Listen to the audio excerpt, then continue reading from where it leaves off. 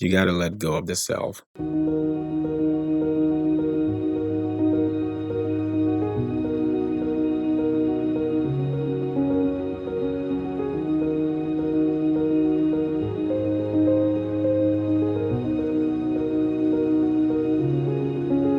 C.H. Spurgeon, who was considered the prince of all preachers, once said that when we come to the end of the self, then we come to the beginning of Christ. And he said that the self is the core of hostility. It's the place where all manner of sins are born. And a lot of the things we struggle with as humans, as Christians, proceed out of the self. We want to be something, and it's so important to us. We want things to revolve around us. We want to be the most important person. So in marriages, in relationships, and in all forms of engagements, when the self expresses itself, oftentimes it leads to problems, it leads to fightings, it leads to the lack of forgiveness or unforgiveness. So you got to let go of the self if you want to live life in a fulfilling way. The self is expression of the soul. It's the soul trying to express itself. And oftentimes our flesh dominates our soul. Now, if you've achieved mastery to the point where your spirit completely rules over your soul, then you're okay, you're good. This might not be helpful to you, but to the average person, even to the average Christian, it's a constant struggle. And the Bible talks about how the spirit is in constant battle. The spirit and the flesh are in constant warfare, so to speak, to dominate the soul. And when we express our soul in that fleshy way, in that carnal way, the self becomes exalted. So one of the things C.S. Lewis talks about is that everyone is doing one of two things. Either you're moving out of the center and enthroning Christ, so that yourself, you become very small and Christ becomes exalted. And I believe that's exactly what C.H. Spurgeon was talking about, that when we come to the end of the self, then we have come to the beginning of Christ. When we hold on to things, when we want to become something, when we want things to happen in our way, and we are not willing to back down, and we want things so bad, as though they were our lifeline, we run into conflicts, we run into all sort of negative emotions. In marriages, it leads to conflict, because when two people come together like that and both of their selves are exalted like that, of course there's going to be conflict.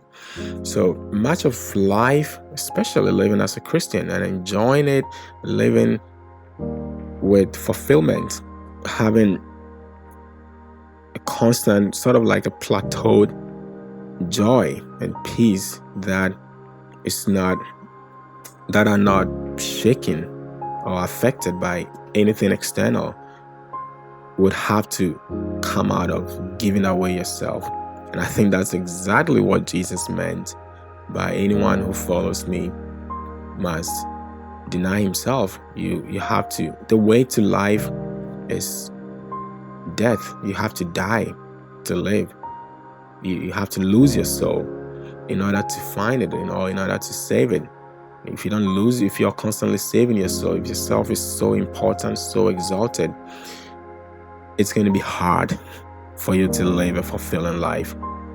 When you let go of the self, don't struggle, don't try to force anything or to be something so bad that it makes you run into conflict, it makes you lose your peace and all that. And that's one of the things I've learned. Just let go of the self. It's not that you're not important. Oftentimes when we leave the center and we are able to see the bigger picture. In other words, when you can be the most important person in the room, but it would you can say, this is what I want to say, you can say the most important thing in the room and not be the most important person in the room. You being the most important person in the room has got nothing to do with how you express yourself. You can be the most important person in the room, but it doesn't mean you are going to say or do the most important thing. So, and that's Christ talks about this, that the greatest among you shall be the servant. You can be the lowest guy doing the most important thing in the room. And it's fine. It's okay. See, the lack of contentment in this would run us into problems in life. But calm down. Take the form of meekness and humility. Be interested in helping people. Be genuinely interested in simply helping people in business, in whatever you do. When you sit with your clients, just don't overthink things. It's just like someone who needs help, who needs a service. You just want to be present in the moment to solve their problems for them. You're not interested in impressing them. You're not interested in having them leave with a certain idea about you. You're not, those are all important, but oftentimes it's only when, not only when, but usually when we are able to help people, to help solve people's problems, that they have a high self-worth for us. Like that builds our identity in their minds automatically, because of course we solve the problem for them. And this is just one example. So in marriage, you want to be the spouse who is genuinely concerned about your family. You want to care about your spouse. You're not interested in your spouse, especially for men, because we know we are the heads and we are the leaders and all that. And those are important. It's true. We are the leaders. The man is the head of the home. I agree. I understand that. You want to let go of the self. You want to be genuinely interested in your wife's well-being. If you are able to do that and give her that sense of value, that I am the leader, yeah, I am the head of this home, but I don't care much about that compared to your well-being. Are you okay? I want to make sure you're fine because this is my home. See, that actually shows much more power and much more authority. Not that that's what you're seeking to achieve by just merely having the feeling of that, but it ends up being that, so that your wife now respects you because you're caring about her. Your clients in your business respect you because when you call them, when you sit in a meeting with them, it's not all about yourself. You take yourself out of the center stage and you say, what do you need? How can I help you? How can my skills, my talents, my business setup here solve your business needs? What do you want to achieve? This is leadership 101. This is customer service 101. If you can do that to anybody, so you can take that simple idea and use it anywhere else. If you are a teacher, you want to look at your students in that regard. How can I help you become the best student? To become good, to become successful in life? Because ultimately, that is what is going to be truly lasting. So we want to do that. You want to let go of the self. It's not easy. I know, I understand, but it takes practice. We all want to be important. We all want to be the big guy in the room. And it's not the way to go about it. It's simply letting go of yourself. That's what I've learned. Let go of yourself.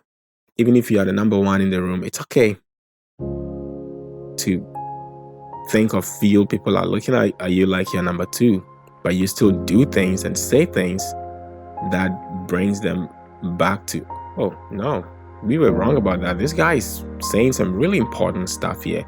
Like this, he's caring about me. He's caring for me. When people feel cared for, when people feel taken care of, valued, they can trust you. They can respect you. And it puts you back right there. So you lose power, you lose control, you lose authority, all of that. And you regain it. And that is the principle of Christ's teaching about the cost of being a disciple. That you let go of yourself. You put Christ in the center. You put him first, and he restores you. What does the Bible say? He exalts the humble. He humbles the proud. Or he rejects, in some regards, he rejects the proud, but he exalts the humble. So you let go and you let him. Take yourself out of the center and you put him there. Christ, have your way. I'm a Christian, and I strongly believe that this is not going to be about me. It's going to be all about you. The higher Christ is, the bigger Christ is in my life, the stronger I become. The Bible says the joy of the Lord is my strength. So let go of the self. Thank you for watching this.